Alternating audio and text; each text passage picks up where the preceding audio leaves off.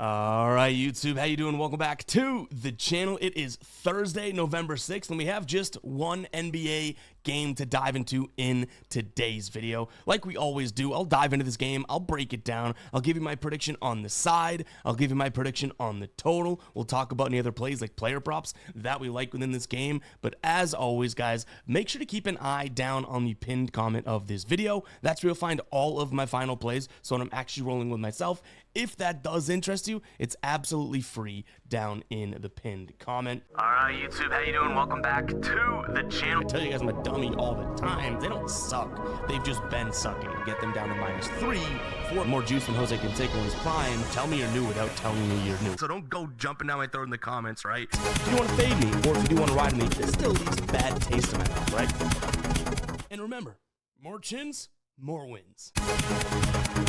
Comment. In terms of how we did yesterday, man, oh man, it's going to be hard not to smile from box to wire in this damn video. A 10-1 night. Absolutely crushed. Everything we touched yesterday turned to some gold. Absolutely love that. We did have one loss. Jamal Murray over 19.5 points, and you wouldn't believe it, but you would, that there's still few people commenting being like, oh man, you sold me with Jamal Murray. Really? That was your pick, Jamal Murray? It's like, what are we doing here? A 10-1 night and all you're focused on, you guppy, is the Jamal Murray loss. Harrison Barnes, we had 3 plays on that cashes, right? Pistons, Celtics, parlay. Boom, that cashes. Josh Minot. Why not Minot? Over 7.5 points. He had that like halfway through the second quarter. He finished with what, 21? The Heat Nuggets under, that cashes. Hartenstein over 18.5 points. That cashes plus 195 for his double-double. Yeah, the soundboard's getting some use today, baby. And then Asar Thompson, we just kind of split our monies for his 13.5 and 14.5 for his points scored. I did that because I can almost like envision, didn't end up mattering, but envision him ending at 14. And I was like, man, if we had 14.5, that would be a heartbreaker. But you know what? A 10-1 night, we shall take it. Again, nice little shout out to all the guppies in the comments being like, man, you sold me with Jamal Murray. Sorry, I am.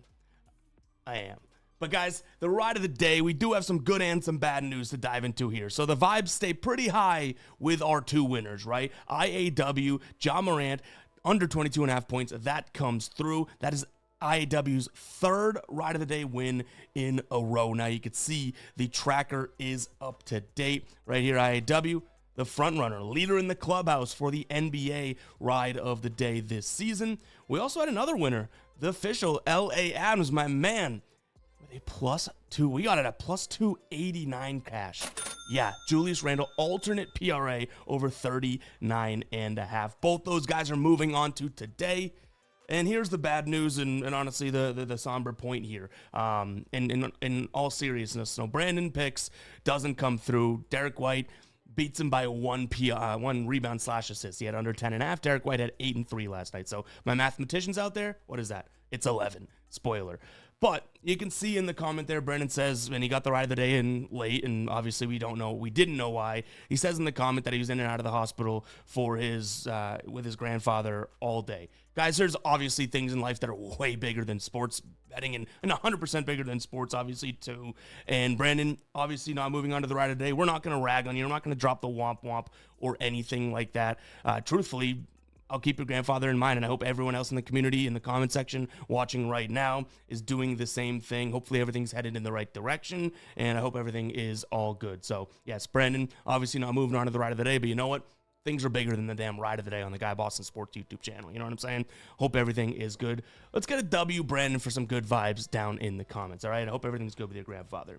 Guys, let's dive into this slate. Hit that like button. Hit that subscribe button. Suns taking on the Clippers. Both these teams are 3-win teams. Suns 3-5, I will say. 3-1 at home, so their 3 wins have come at home. The Clippers 3-4, but 0-2 on the road. This Suns team has been really weird. I mean, the real quality win I think they have was that Spurs win in which they won by 12. The Clippers now have lost 3 of their last 4. Their last game was against the Thunder. Obviously, they were, a little banged up as well in terms of guys who played, but that doesn't really change today. You have Kawhi Leonard out.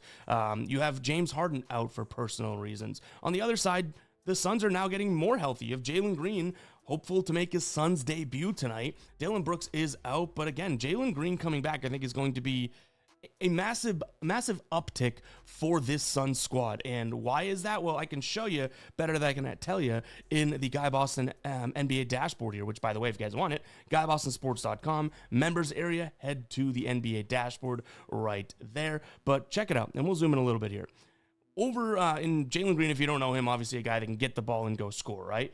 Look at the LA Clippers. Teams are running the isolation on them. They're scoring for sure in the isolation on them. Now, the Suns haven't really been running isolation, just 25th in terms of frequency so far this season. But when they do, second in effective field goal percentage, third in score percent. So if Jalen Green can contribute to that, I think we have a really good opportunity for the Suns to win this game on our hands, because obviously we now have Devin Booker, and I've been saying all year it's Devin Booker and who, right? And he's made do. Devin Booker's going off. The guy's a stud. But now he has another sort of counterpart to say, hey, your turn. And I know your turn, my turn isn't necessarily always the best basketball strategy, but when Devin Booker doesn't want it to be his turn anymore, that's also not a good strategy. So now he has at least his Robin to his theoretical Batman in a sense. Now, Jalen Green's most likely going to be at a minutes cap, right? I would expect anywhere around 18 to 25 minutes if needed. So that's worth considering, but this spread's only 2.5. I'm going to lean Suns in this spot. I will say the spread's probably my least favorite thing out of the 3 plays we're looking at here. I have a player prop that I really like, and the total, which we can talk about now. Actually, before we do, why don't I go ahead and shout out Underdog. Guys, Underdog has a gimme pick right now. Ashton Genty, 0.0 rush and receiving yards. I mean, if he passes the ball, maybe that'll count as well, but he's not a quarterback. Go ahead and check it out, guys. Right now, Underdog is offering an unbelievable deal. Play $5, get $100. Huh? Play $5, get $100. If someone walked up to you on the street, and assuming they looked nice and not scary, and they said, hey, I'll give you $100, all you have to do is give me $5, you're taking that deal 100 times out of 100. Go do it on Underdog. That link will be down below in the description, as well as the pinned comment. Again, you get this Ashton Genty gimme pick as well. Toss that into your $5 lineup, and all of a sudden you're compounding your nice little benefits there, right? Again, link down below in the description, as well as the pinned comment. Make sure to use code GUYBOSTON when signing up. I've been loving Underdog. Awesome, awesome product. Go ahead and check it out. But like I said, we do have a spot that we like in the total, and it's going to be the over. Pretty, I would say middle in terms of lean. It's not the most confident play I have, but I like it a little bit more than I even do the spread, right? So out of the 3 plays we have, yeah, this one kind of falls in the middle. Right now sitting at 225.5, and why do I like this total? Because from the outside looking in, I mean, the Clippers, second slowest team in terms of pace. Suns, not all that great either. Wow, I did not know if I was going to make it for a second there. I just choked on my own tongue. Big yikes. I think I deserve a womp womp for that. Anyways, Clippers 29th in terms of pace, Suns 25th. One good thing to note is both of these teams are allowing plenty of field goals in terms of, I guess, field goal percentage to their opponents. Clippers 55%, Suns 62%. So if this team, the Clippers, does choose to run, which I'm not exactly sure they will, I think they can score in transition. Same thing with the Phoenix Suns. And I already mentioned how I think that this is going to be a nice isolation spot, right? Well, how about the catch and shoot from the Suns, right? They should be able to score in the catch and shoot. So guys like Royce O'Neal, if Dylan Brooks was playing, that'd be another look as well. Maybe Jalen Green gets some catch and shoot looks, because that's something that this Clippers team is definitely struggling at. But why would we, not just take the Suns team total over? Well, this Clippers squad, I do think, is going to emphasize some in the paint there, especially with Chris Dunn, Bradley Beal, who's shooting a ton in the paint as of right now.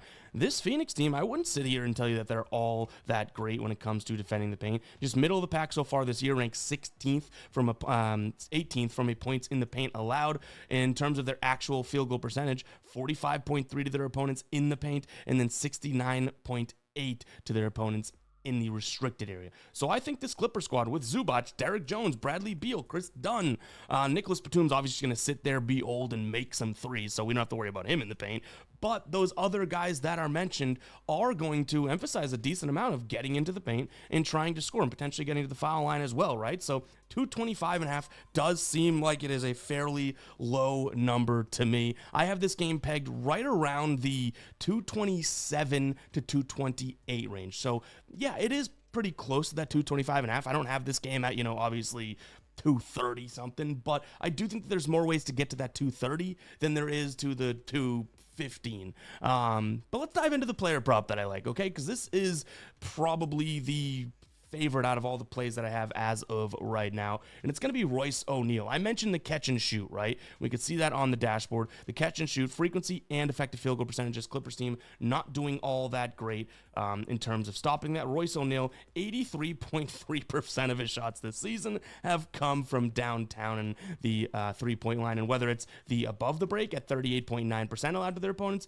the left corner at 43%, or the right corner at 41%, this Clippers team is not stopping three-point shooters. And you can see here, points allowed from three, it's awful, right? As red as it gets over there. So why do we like Royce O'Neal? Well, the catch and shoot, but we're not just looking at his points. We're also looking at his rebounds and assists, his PRA. Royce O'Neal averaging this season 10.5 rebound chances and 6.5 potential assists in the last 5 games. How good does this look? 8.4 potential assists, 12.2 rebound chances. If you guys don't know how rebound chances and potential assists works, a general rule of thumb would be to take 50% of that and mark that as kind of like the estimated amount, right? So 12.2 rebound chances, let's take half of it and we'll err on the side of a little bit more cautious. 6 rebounds from him, okay? And this is just using these. I'm not saying that's what he's going to get today. I'm saying based on his obvious, potential numbers. Potential assists, 8.4. Let's take 8, cut it in half for 4. We're now at 10 rebounds plus assists, and obviously his points line right around that 8.5 to 9 number. We should be looking at Royce O'Neal potentially getting us upwards of 20 points, rebounds, and assists. Now, does he move to the second unit with Jalen Green coming in? Does, maybe Ryan Dunn go to the second unit? We shall see, but I do think as long as Jalen Green's on a minutes restriction, we should still see Royce O'Neal play some minutes, right? And you can see here, when he plays, 29 plus minutes and see what his hit rate is. I already know what it is, but, would you look at that? He's averaging 24.6 PRA, 5 for 5, even without the minutes. Let's just go to his home games. 4 for 4, averaging 21.5. So I think Royce O'Neal's in a decent enough spot here. Last time he played this Clipper squad, which was a year ago, he had 12 points, 3 rebounds, 3 assists. We'd certainly take that today. So I like this spot for him. Again, it's going to come down to the minutes. Even here, he had 5 potential assists 2 times ago playing them, right? 3 rebound chances. His field goals, he only shot was at 44%, but 9 shots. I think that those numbers were even good enough to get us to that 17. So Royce O'Neal, my favorite player prop, and the only one that I have as of right now in this game. And realistically, if you just worked in reverse order, I think that's how I would prioritize the plays that I like today. Royce O'Neal, the total going over, and then the Suns on either the money line or the spread. I think that, if you want to pay the juice for the money line, feel a little bit safer, by all means, be my guess. But guys, it's going to wrap it up for today's show. If you made it this far in the video, go ahead and comment 12 down below. Make sure to check out the Thursday Night Football video. That is now live on the channel. We also have H to H, the show that me and Tassos give each other a hard time and battle it out each and every week. That is posted on the channel. We are in the grind mode, guys. We have a ton of stuff coming out on a daily, weekly basis, and I really do appreciate all of your support. So comment 12 down below if you made it this far in the video. Catch you guys in the next one, all right? Peace out.